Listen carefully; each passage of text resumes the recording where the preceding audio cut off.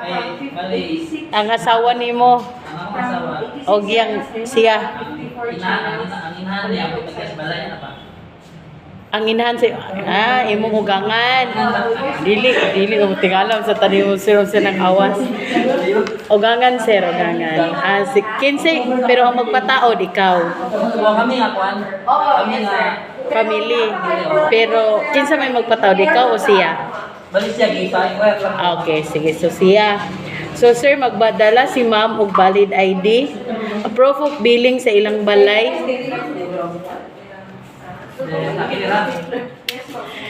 proof of billing sa iyahang balay, sir.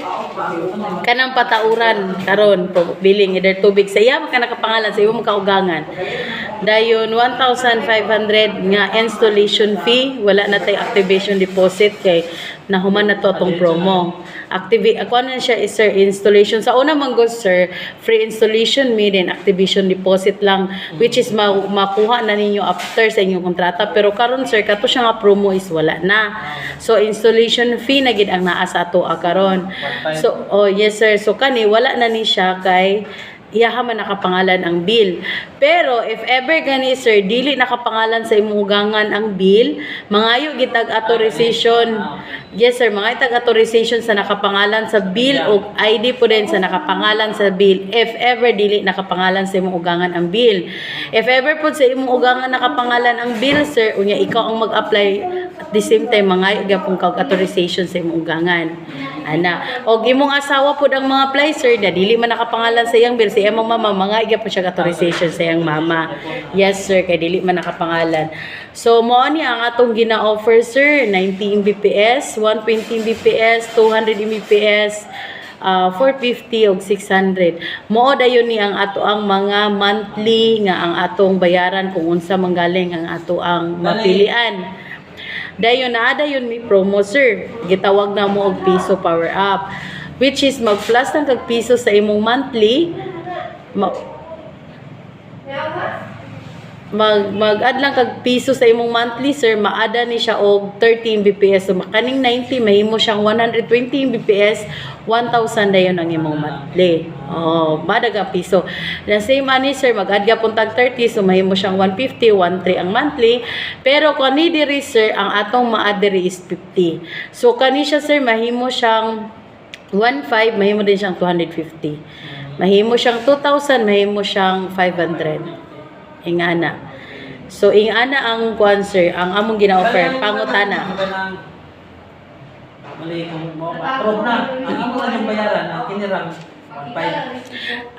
Upon applying sir, approve naman. Approve naman siya. Sige ma'am, anak medya karon. Mali, prepare lang ninyo ni ma'am. Yes sir. Oo. Kay after dayon sir, pananggita nato sir, ang atong due date magidiri is every 5. Every 5 atong due date diri. So example lang sir, maka-apply mo Monday which is 20. Matauran mo na sa mga 23. So 23 sir, paingon sa 31 mo na inyong billing sa November 5. So dili pa na siya whole amount sa inyong gikuha nga plan. Pila lang ka days, ibutang na to og 1,000 inyo na kuan. So 1,000 divided by 31 i-times ani mo sa day. Mobiling man yan. Yes sir, mobiling na mo ana by November 5 pero dili siya exact. Dili sa exact na Nga inyong amount o prorated lang. Pagka November 1 din sir, paingon sa November 30, dadto na ninyo bayaran sa December 5, muna din na inyong full amount sa inyong monthly. Inga na. Dayon kung gusto po dayon mo rebates, napod tay rebates.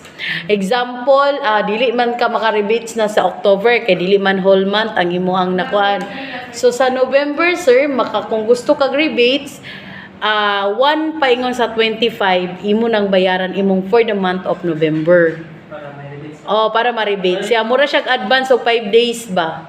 Bisan sa mga kuat nga Gcash magbayad na. Yes sir. Kung sa GCash mo magbayad, kamunay mo less daan. Pero i-sure lang gid ninyo sir nga kanang panalitan 1,000 inyong kuan niya nakasud mo sa rebates. Kuan na siya 950 rin yung bayad ana.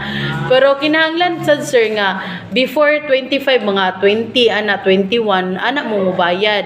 Kay 3 days pa man ang posting na to ana. Okay. Oo. Sulod siya. Kinala mo sulod gid sa rebates day kay kung dili siya makasulod sir. Direct sa mga bayad mo niya. Oh, mo ra gyapon kung dili ka rebates gyapon ka.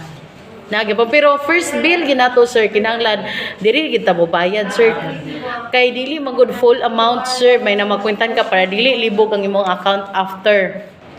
Bali, ano siya ma'am? Magtawag dito o Dili sir, i-comply lang na yung requirements ari din mo diri. balik ka din. Oo, kay diri mo mag-apply kay aside na sir naa magud tay mga terms and conditions nga ipang discuss about sa mga modem kay ang modem na to sir is free of use ra kibalik gihulaman ra na ninyo kay wala man mo gibayaran. So if ever maguba mawala or kuan ninyo gina siya bayro nun. So na mga ingana nga mga ipang-discuss na mo sir before mo matauran. Nga inig-apply ninyo sir 3 to 5 days pa pod ay matauran. Dayon, pero kana dili pa mo mag-bill ana ay ra gyud mo magsugod yung bill kung natauran na gyud mo. Oo.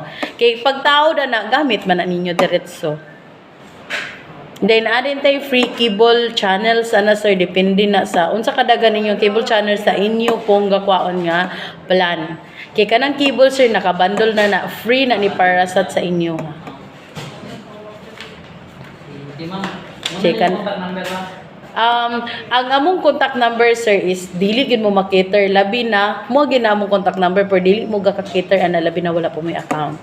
So if ever nga na mo account kay mga man na sila account number so makater man nila.